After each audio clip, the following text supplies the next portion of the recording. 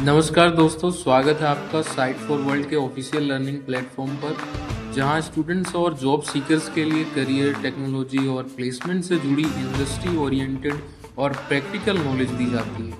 अगर आप अपनी स्किल्स को नेक्स्ट लेवल तक ले जाना चाहते हैं तो आप बिल्कुल सही जगह पर आए हो। चलिए शुरू करते हैं आज का इम्पोर्टेंट सेशन। नमस्ते।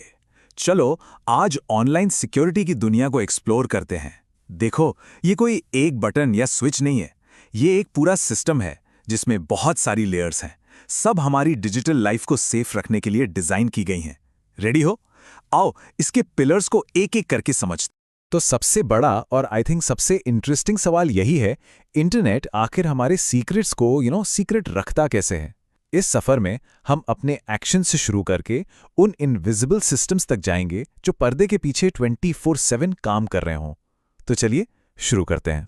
तो ये रहा आज का हमारा प्लान। हम सिक्योरिटी की हर लेयर को जैसे प्याज के छिलके होते हैं ना, वैसे एक एक करके उतारेंगे। शुरुआत करेंगे your first line of defence से, मतलब वो चीजें जो हमारे कंट्रोल में हैं। फिर देखेंगे कि डेटा ट्रैवल करते वक्त कैसे सेफ रहता है। उसके बाद डिजिटल आइडेंटिटी की वेरिफिकेशन, यानी डिजिटल कीज एंड हैंडशेक्स। और आखिर में बात करेंगे द सिस्टम्स अनसीन गार्डियंस की। ठीक है, फोकस बना हुआ है? ओके, तो सेक्शन 1 सुरक्षा की पहली दीवार। ये सबसे जरूरी हिस्सा है, क्योंकि अच्छी सिक्योरिटी हमेशा यूजर से ही शुरू होती है, हमसे, आपसे। आगे बढ़ने से पहले एक कॉमन अटैक को समझते हैं, man in the middle attack. इसमें होता क्या है कि एक अटैकर दो लोगों के बीच की बातचीत को चुपके से सुन रहा होता है। ऐसे इमेजिन करो कि आप अपने दोस्त को एक लेटर भेज रहे हो और पोस्टमैन उसे रास्ते में ही खोलकर पढ़ लेता है। बिल्कुल वैसा ही है ये। समझ आ रहा है? इसीलिए पर्सनल डिफेंस इतना इंपॉर्टेंट हो जाता है। तो इससे बचने के लिए हम क्या कर सकते हैं? देखो, स्क्रीन पर 3 सिंपल स्टेप्स हैं। पहला, स्ट्रॉन्ग पासवर्ड्स। पासवर्ड आपके डिजिटल घर का ताला है, तो उसे कॉम्प्लेक्स बनाओ। दूसरा, 2 फैक्टर ऑथेंटिकेशन यानी 2FA, उसे जरूर इनेबल करो। और तीसरा, फिशिंग को पहचानना सीखो। कोई भी अनजान ईमेल या मैसेज आए तो अचानक से पर्सनल इन्फो मत दो। अभी सोचो, इनमें से कौन सी चीजें आप ऑलरेडी फॉलो कर रहे हो? अब ये 2FA बहुत ही पावरफुल चीज है, सीरियसली। जैसा कि नाम से ही क्लियर है, ये 2 वेरिफिकेशन मेथड्स यूज करता है। इसको ऐसे समझो कि आपके डिजिटल घर में घुसने के लिए अब सिर्फ चाबी नहीं, बल्कि एक सीक्रेट कोड भी चाहिए जो सिर्फ आपके पास है। सिंपल है, पर सिक्योरिटी अचानक से डबल हो जाती है। चलो अब नेक्स्ट लेयर पर चलते हैं। हमने अपने डिवाइस को तो सिक्योर कर लिया, लेकिन जब डेटा डिवाइस से बाहर निकलता है, जैसे जब हम कोई मैसेज भेजते हैं, तो इंटरनेट पर ट्रैवल करते वक्त उसकी प्रोटेक्शन कैसे होती है? आइए देखते हैं। यहां पे हीरो की एंट्री होती है और उसका नाम है एन्क्रिप्शन।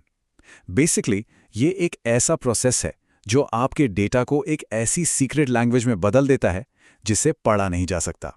बिल्कुल एक कोडेड मैसेज की तरह, जिसे सिर्फ सेंडर और रिसीवर ही समझ सकते हैं।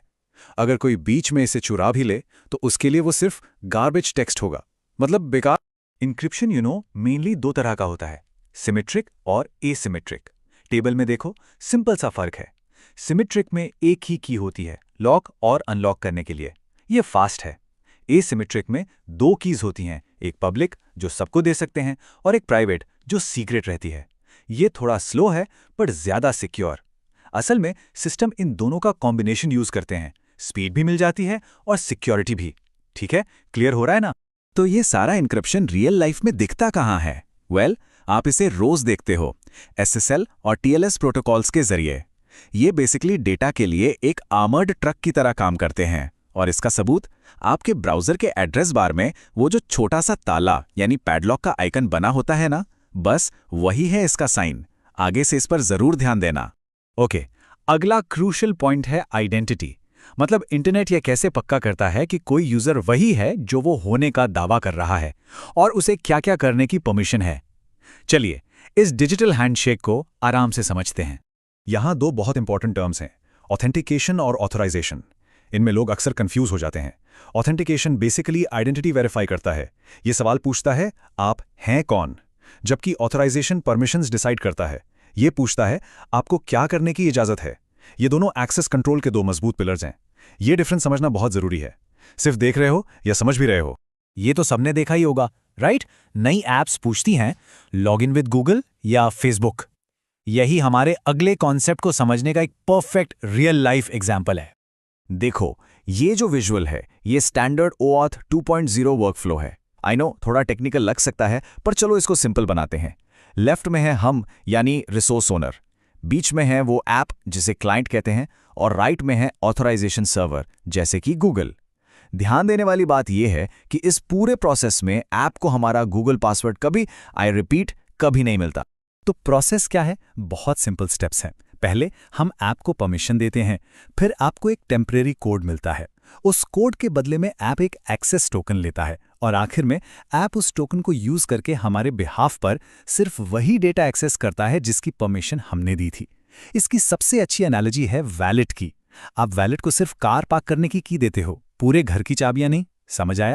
अब आते हैं आखिरी लेयर पर। ये हैं सिस्टम के वो अनजान गार्ड्स जो पर्दे के पीछे काम करते हैं। वो ऑटोमेटेड रूल्स और फ्रेमवर्क्स जो पूरे सिस्टम को गलत इस्तेमाल से बचाते हैं। यहाँ एक कॉन्सेप्ट है जिसे कहते हैं रेट लिमिटिंग। ये बेसिकली नेटवर्क ट्रैफिक को लिमिट करने की एक स्ट्रैटेजी है। इसको ऐसे समझो जैसे एक क्लब के बाहर बाउंसर खड़ा होता है, जो एक टाइम पर कितने लोग अंदर जाएंगे ये कंट्रोल करता है। इससे सिस्टम पर अचानक से बहुत सारे रिक्वेस्ट जैसे ब्रूट फोर्स अटैक्स को रोका जाता है। बड़े सिस्टम्स जैसे कंपनीज और बैंक्स एक पूरी रूल बुक यूज करते हैं जिसे कहते हैं AAA फ्रेमवर्क। ये 3 चीजों से बना है: ऑथेंटिकेशन, ऑथराइजेशन और अकाउंटिंग। तो इन 3 A का मतलब क्या है? ऑथेंटिकेशन कंफर्म करता है कि यूजर कौन है, ऑथराइजेशन परमिशंस देता है कि यूजर क्या कर सकता है, और अकाउंटिंग ये सब का हिसाब रखता है कि यूजर ने कब क्या किया। ये तीनों मिलकर एक सुपर सिक्योर और ऑडिटेबल सिस्टम बनाते हैं। अगर इंटरव्यू में पूछा गया तो बता पाओगे ना? तो आखिर में इस पूरे ब्रेकडाउन का कंक्लूजन क्या है? एक लाइन में ऑनलाइन सिक्योरिटी एक शेयर्ड जिम्मेदारी है।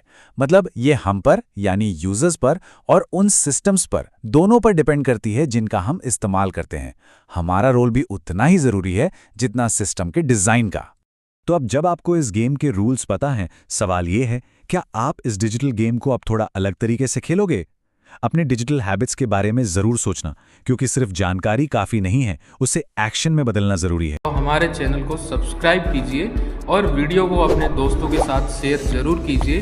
कमेंट सेक्शन में अपना डाउट या नेक्स्ट टॉपिक लिखना मत भूलिएगा।